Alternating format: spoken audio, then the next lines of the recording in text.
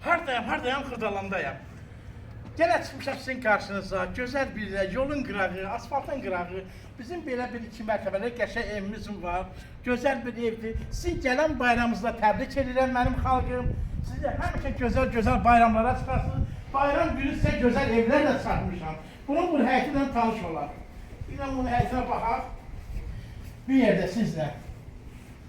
Evin yanına fırlamağa yer də var.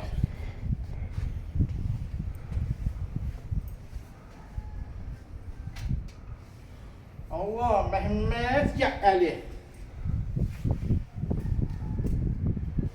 Bir tane de böyle bizim direk kimi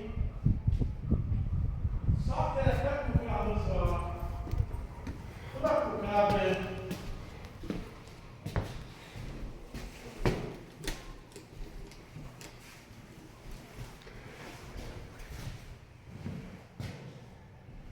Buranın böyle sağlığı. Bu da sağlığımızdı.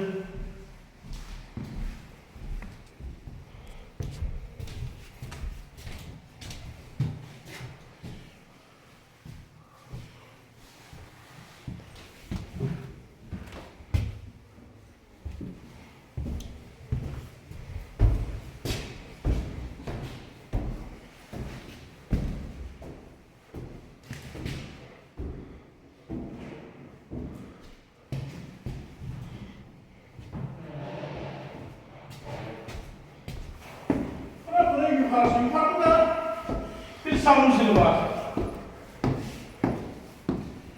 Burada bunun ikinci otağı.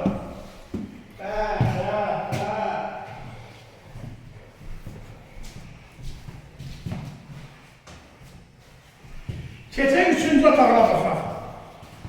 Bu da bunun üçüncü otağı. Burada bunun dördüncü otağı. Bu da bunun balkonu. Koy balkonuna bir çıxın. Ceyran batan gölüne bax elə. Gəl bir dənə baxır. Qoy baxsın bu millətin. Bəh. Cənnət belə deyən yerdir də elə. Gör nə gözəldir.